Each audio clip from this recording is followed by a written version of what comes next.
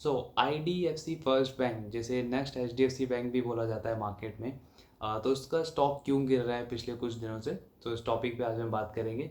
And साथ ही इस bank ने अपने Q2 के रिजल्ट अनाउंस किए हैं, सो एक बार वो भी डिस्कस करेंगे कि इनके Q2 में नंबर्स कैसे रहे हैं ओवरऑल।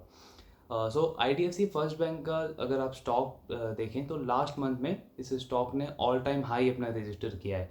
100 रुपीज़ के आसपास का इसका ऑल टाइम हाई था। एंड अगर आप मार्च के लेवल्स देखें इस स्टॉक के, तो अराउंड 52 रुपीज़ के आसपास ये स्टॉक ट्रेड कर रहा था। यानी कि मार्च से सितंबर के बीच में, यानी कि 6 to 7 मंथ्स के बीच में इस स्टॉक ने ऑलमोस्ट 100% का रिटर्न दिया है सिर्फ 6 से 7 महीने के अंदर। बट सितंबर से अगर आप अभी तक का रिटर्न देखते हैं तो पिछले एक सवा एक महीने के अंदर ये स्टॉक ऑलमोस्ट 15% गिर गया, यानी 15% की करेक्शन आ गई है इस स्टॉक के अंदर पिछले एक सवा महीने के अंदर। सो ऐसा क्या हुआ कि इतनी बड़ी स्ट्रॉन्ग रैली आने के बाद स्टॉक लगातार गिर रहा है। एंड 100 रुपीज़ का स्टॉक 15% करेक्ट होके अराउंड 83-84 रुपीज़ के आसपास आज ट्रेड कर रहा है। सो कुछ टाइम पहले हमने Q1 का रिजल्ट एनालाइज किया था IDFC फर्स्ट बैंक का, जहां हमने डिस्कस किया कि इनके नंबर्स बहुत ज़्यादा अच्छे हैं, आउटलुक भी बहुत ज़्यादा स्ट्रॉन्ग है IDFC फर्स्ट बैंक की। नाउ अगर इनका Q2 का रिजल्ट हम देखें कि किस तरीके के नंबर्स रहे हैं IDFC फर्स्ट बैंक के, तो इनका लोन बुक 26% से ग्रो हुआ है on a YoY basis. Deposit book bank की 44% से ग्रो हुई है। नेट प्रॉफिट जो है वो 35% से ग्रो हुआ है। एंड ये इतनी स्ट्रॉन्ग ग्रोथ जो है ये आई है इनकी एसेट क्वालिटी को और इम्प्रूव करते हुए। यानी कि NPA GNPA के जो नंबर हैं IDFC फर्स्ट बैंक के, वो लास्ट क्वार्टर्स के कंपैरिजन में भी और इम्प्रूव हुए हैं और लास्ट ईयर के कंपैरिजन में भी और इम्प्रूव हुए हैं। यानी एसेट क्वालिटी इम्प्रूवमेंट के साथ बैंक ने इतनी अच्छी एक स्ट्रॉन्ग ग्रोथ दिखाई है Q2 में भी। तो अगर ओवरऑल नंबर्स हम देखें तो बहुत अच्छे नंबर्स हैं, बट स्टिल ये स्टॉक क्यों गिर रहा है? इसके बेसिकली दो रीज़न हैं। पहला, अगर आप मार्केट का बेसिक सेंटीमेंट देखें कि डिमांड एंड सप्लाई पे ये पूरा का पूरा काम करता है। बट एज एन इन्वेस्टर हमेशा आपके पास अपॉर्चुनिटी तब ज़्यादा होती है जब एक बिजनेस का परफॉर्मेंस बहुत अच्छा हो, लेकिन उसकी स्टॉक की जो वैल्यूएशन है वो सस्ती हो, वो उस बिजनेस परफॉर्मेंस को जस्टिफाई ना कर रही हो। For example IDFC first bank का अगर आप एग्जांपल है तो ये हार्डली 5 साल पुराना बैंक है, बहुत ज़्यादा पुराना बैंक नहीं है। एंड सिर्फ 5 सालों में इस बैंक ने एक बहुत ही स्ट्रॉन्ग लाइबिलिटी और एसेट की फ्रेंचाइजी बिल्ड की है सिर्फ 5 सालों के अंदर। इनफैक्ट अगर मैं ब्रांड बिल्डिंग की बात करूं तो जैसे इंडसइंड बैंक इंडिया के टॉप 5 प्राइवेट बैंक में आता है। बट पिछले 5 सालों में अगर आप इंडसइंड बैंक को कंपेयर करें IDFC फर्स्ट बैंक के साथ में, तो IDFC फर्स्ट बैंक ने बहुत बड़े लेवल पे आउट परफॉर्म किया है in terms of brand building IndusInd bank को। आई एम नॉट सेइंग कि इंडसइंड बैंक बहुत ख़राब बैंक है, अच्छा बैंक है वो भी, उसकी भी परफॉर्मेंस अच्छी है। बट अगर आप ब्रांड बिल्डिंग की बात करें, ब्रांड अवेयरनेस की बात करें, तो वो जो IDFC फर्स्ट बैंक ने किया है पिछले 5 सालों में, वो इंडसइंड बैंक नहीं कर पाया है। सो इट शोज़ कि सिर्फ 5 साल के अंदर इस बैंक ने कितने ज़्यादा एफर्ट्स लगाए हैं एंड उसका कितना अच्छा रिजल्ट मिला है इस बैंक को, जिसकी वजह से इसकी कासा फ्रेंचाइजी जो कि 50% के आसपास है, वो पूरे प्राइवेट बैंक में कोटक बैंक को छोड़ के और किसी भी बैंक का 50% के आसपास नहीं है। इनफैक्ट 40% भी मेंटेन कर पाना कासा रेशियो बहुत ज़्यादा डिफिकल्ट होता है बैंकिंग में, जो IDFC 50% के आसपास पिछले लगातार कुछ सालों से उसको मेंटेन करके रख रहा है। सो एक बहुत बड़ी अचीवमेंट है इस बैंक के लिए। तो ये हमें शो करता है कि पिछले 5 सालों में इस बैंक की परफॉर्मेंस बहुत ही अच्छी रही है। बट अगर आप स्टॉक की वैल्यूएशन देखें तो दो से 3 क्वार्टर पहले इस स्टॉक का जो प्राइस टू बुक था वो 1 के आसपास ट्रेड कर रहा था। यानी कि बिजनेस वाइज ये बहुत अच्छा परफॉर्म कर रहा था, बट लेकिन मार्केट में इसको उस तरीके की वैल्यूएशन नहीं मिली थी। अब इसी को अगर हम कंपेयर करते हैं जितने भी बड़े बैंक्स हैं जैसे ICICI bank, Kotak bank, HDFC bank, उनकी प्राइस टू बुक जो है वो 3 या 4 के आसपास थी। बट उनकी उनकी जो बिज़नेस परफॉर्मेंस है वो compare to IDFC first bank काफ़ी ज़्यादा ख़राब तो नहीं कह सकते, बट काफ़ी ज़्यादा कम थी। IDFC फर्स्ट बैंक उनको बहुत बड़े लेवल से आउट परफॉर्म कर रहा था इन terms of business performance.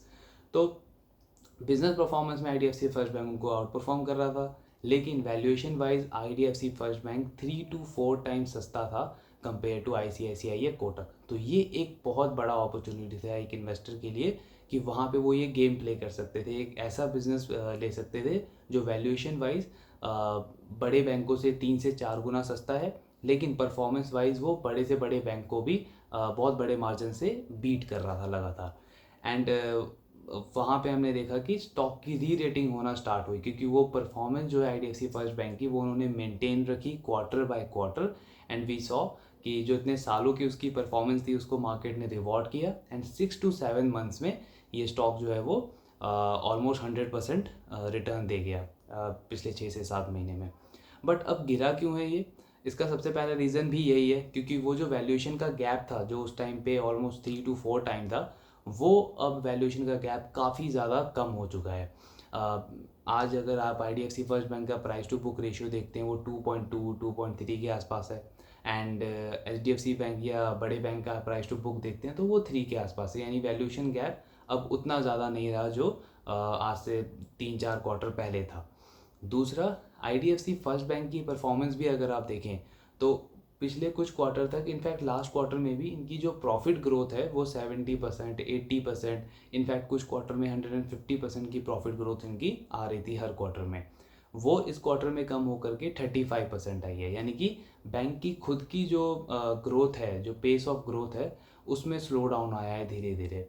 And वो ऑब्वियसली वो फैक्ट था, वो आना भी है। कोई भी बिजनेस लगातार 100% या 80% पे कंसिस्टेंटली ग्रो नहीं कर सकता। सो ये दो मेन रीज़न है जिसकी वजह से हम देख रहे हैं कि स्टॉक में थोड़ा सा करेक्शन का माहौल बना है पिछले कुछ दिनों में। अब यहाँ पे इम्पॉर्टेंट ये है कि एज एन इन्वेस्टर हमें इस चीज़ को कैसे देखना चाहिए। सो अगेन इम्पॉर्टेंट चीज़ ये हो जाती है कि क्या आप बिज़नेस को ट्रैक करते हैं। बिकॉज अगर आपकी स्ट्रैटेजी इसमें ये रहेगी कि बाय एंड होल्ड करना है, मैंने तो स्टॉक ले लिया मुझे होल्ड ही करना है, तो वहाँ पे चांसेस बहुत कम हो जाते हैं कि आप इन सारी चीज़ों को प्ले कर पाएँ, इन सारी चीज़ों को अच्छे से समझ पाएँ। सो यहाँ पे आपको माइंड हमेशा ओपन रखना होता है एंड बिजनेस को ट्रैक करना है कि बिजनेस जा किस डायरेक्शन में रहा है, जब भी इस तरीके की सिनेरियो हो पाएगी होती है मार्केट में। सो अगर आप मैनेजमेंट क्या कह रहा है इसको फॉलो करेंगे, बिजनेस को ट्रैक करेंगे, तो आपको समझ आएगा कि IDFC फर्स्ट बैंक की जो मैनेजमेंट है उनका गाइडेंस ये है कि आने वाले सिर्फ 5-10 सालों तक नहीं, बल्कि इनफैक्ट 15-20 सालों तक 25 to 30% तक की ग्रोथ रेट वो बहुत ही ईजिली एक्सपेक्ट कर रहे हैं अपने बिजनेस से। यानी कि 25 से 30% की ग्रोथ रेट अगले 15 से 20 सालों के लिए IDFC फर्स्ट बैंक बहुत ईजिली एक्सपेक्ट कर रहा है। अब अगर अपनी एसेट क्वालिटी को मेंटेन रख के वो ये ग्रोथ अचीव कर पाते हैं तो ये बहुत ही ट्रमेंडस अचीवमेंट होगी इस बैंक के लिए। ऑफ कोर्स हम अभी नहीं कह सकते ये कर ही लेगा, बट पास्ट की परफॉर्मेंस उसको जस्टिफाई कर रही है, करंट परफॉर्मेंस भी अच्छी है। ऑब्वियसली स्टॉक में करेक्शन आया है, उसके मल्टीपल रीज़न हो सकते हैं, जैसे 2 रीज़न हमने ऑलरेडी डिस्कस किए। एक तो वो रीज़न था बिकॉज वैल्यूएशन गैप कम हो गया।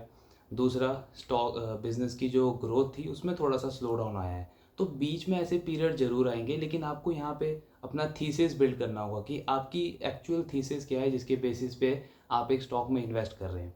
सो अगर आपकी थीसिस ये है कि आपको 25% की ग्रोथ चाहिए एक बिज़नेस से, वो ये बिज़नेस आपको दे रहा है। एसेट क्वालिटी आपको हमेशा अच्छी चाहिए, वो ये बिज़नेस अभी तक मेंटेन करके रख रहा है। ब्रांड वाइज अगर हम देखें, एक अच्छा ब्रांड होना चाहिए, वो IDFC फर्स्ट बैंक ने पिछले 5 सालों में बिल्ड किया है। कस्टमर फ्रेंचाइज एक अच्छी होनी चाहिए, स्ट्रॉन्ग कासा रेशियो होना चाहिए, वो इस बैंक के पास ऑलरेडी है और उसको मेंटेन कर रहा है ये इतने क्वार्टर से। तो हर एक मोस्ट ऑफ द बॉक्सेस अगर आप देखें तो IDFC फर्स्ट बैंक लगातार टिक करता जा रहा है। यहाँ पे अगर स्टॉक में करेक्शन आती भी है, सो आई पर्सनली फील कि एज एन इन्वेस्टर ये एक अपॉर्चुनिटी है, बिकॉज स्टॉक आपको थोड़े से सस्ते वैल्यूएशन पे मिल रहा है इतने अच्छे और इम्प्रूव्ड फंडामेंटल्स के साथ में। ट्रूली स्पीकिंग आज के टाइम पे पूरी बैंकिंग इंडस्ट्री अगर आप देखें तो हार्डली आपको कुछ ऐसे बैंक मिलेंगे जो इतनी अच्छी एसेट क्वालिटी के साथ में फॉर नेक्स्ट 5, 10, 15, 20 ईयर्स आपको 25-30% तक की ग्रोथ रेट का गाइडेंस दे पाएँ या वो करंट परफॉर्मेंस भी शो कर पाएँ। तो वहाँ पे IDFC first bank stand out करता है अभी भी most of the mid cap banks को। तो वहाँ पे IDFC फर्स्ट बैंक एक बहुत ही स्ट्रॉन्ग प्लेस है उसका। एंड उसको अगेन एसेट क्वालिटी अगर इनकी मेंटेन रहती है और ये परफॉर्मेंस कंटिन्यू रहती है, सो ऑलवेज रिमेंबर कि बजाज फाइनेंस का जो ग्रोथ रेट है वो 30% से भी ज़्यादा है इतने बड़े साइज़ के ऊपर। दैट्स द रीज़न कि उनकी प्राइस टू बुक 9 के आसपास है। Of course IDFC first bank की अभी जो प्राइस टू बुक है वो 2 या 2.3 के आसपास है, बट उनकी अगर ये परफॉर्मेंस मेंटेन रहती है तो हम वैल्यूएशन एक्चुअली कभी प्रिडिक्ट कर ही नहीं सकते कि एक स्टॉक की कि ये प्राइस टू बुक उनका फ्यूचर में कितना जा सकता है, मार्केट उसको किस हद तक वैल्यू दे सकता है, बिकॉज वो एक्चुअल प्रिडिक्ट करना इम्पॉसिबल है किसी के लिए भी।